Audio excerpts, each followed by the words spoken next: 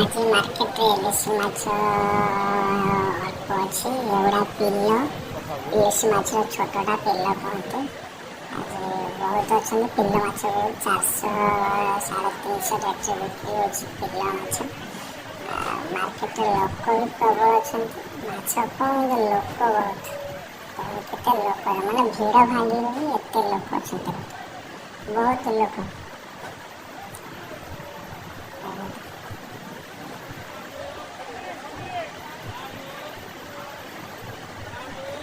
गोटे आमर